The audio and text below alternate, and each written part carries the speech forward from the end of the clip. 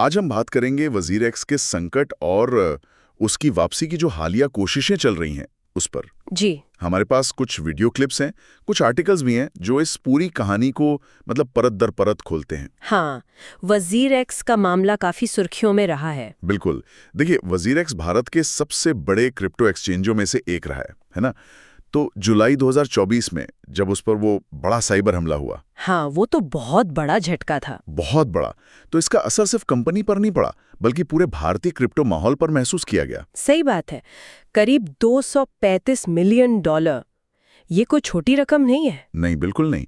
और लाखों उपयोगकर्ताओं की मतलब जमा पूंजी और उम्मीदें सब दांव पर लग गईं। जी। हमले के फौरन बाद वजीर एक्स टीम ने नुकसान की भरपाई के लिए एक योजना पेश की थी। हाँ, वो पहली वाली योजना। जी। शुरुआत में लेनदारों ने यानी क्रेडिटर्स ने उसे मंजूरी भी दे दी थी, ऐसा सुनने में आया था। हाँ, शुरू में तो लगा था कि शायद हल निकल आएगा। लेकिन फिर कहानी में एक आप कह सकते हैं अहम मोड़ आया।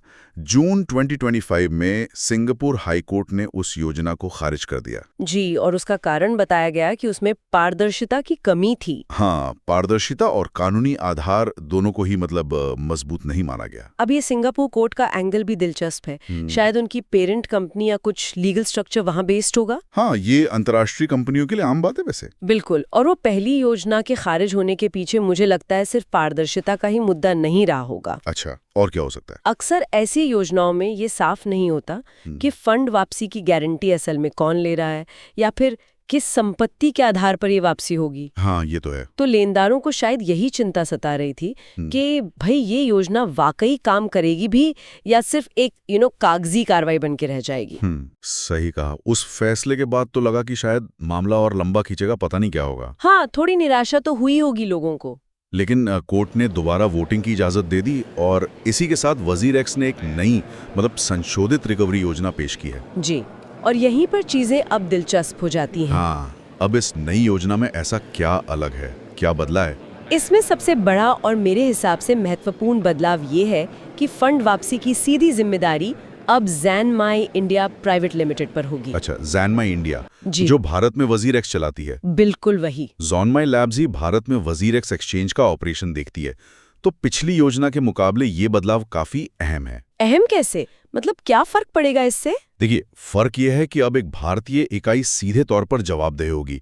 लेनदारों के लिए समझिए वसूली और कानूनी कार्रवाई के लिहाज से ये ज्यादा भरोसेमंद लग सकता है, बजाय किसी जटिल विदेशी कॉर्पोरेट स्ट्रक्चर के, है ना? एग्जैक्टली।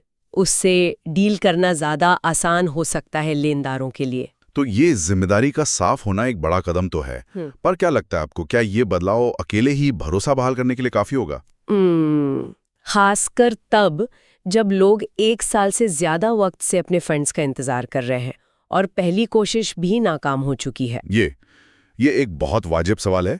देखिए, भरोसा पूरी तरह बहाल होना तो इस बात पर निर्भर करेगा कि ये नई योजना कितनी स्पष्ट है और वजीर एक्स इसे लागू कैसे करता है। हाँ, अमल करना जरूरी है। बिल्कुल। लेकिन फिलहाल जो सबसे जरूरी पड़ाव है वो है वोटिंग प्रक्रिया, और वो असल में शुरू हो चुकी है। अच्छा, वोटिंग शुरू हो गई है?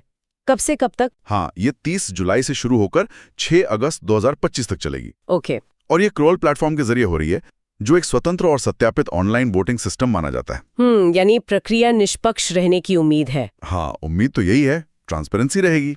और इस वोटिंग का नतीजा वो तो सीधा उपयोगकर्ताओं के फंड से जुड़ा है ना? बिल्कुल सीधा।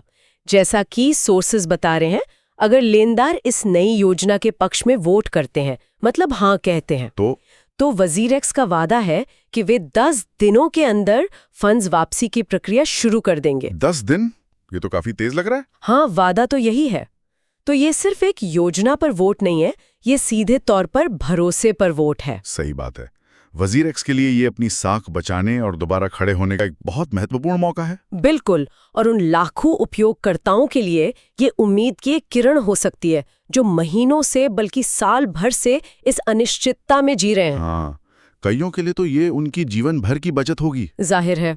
और ये पूरी घटना ना क्रिप्टो जगत में जो जोखिम है उनको भी उजागर करती है। किस तरह के जोखिम? चाहे वो सुरक्षा के जोखिम हो, जैसे साइबर हमला, या फिर कुछ गलत होने पर समाधान मिलने की अनिश्चितता। मतलब मुआवजा मिलेगा या नहीं, कैसे मिलेगा। हाँ, रेगुलेशन की कमी भी एक मुद्दा है। बिल्कुल।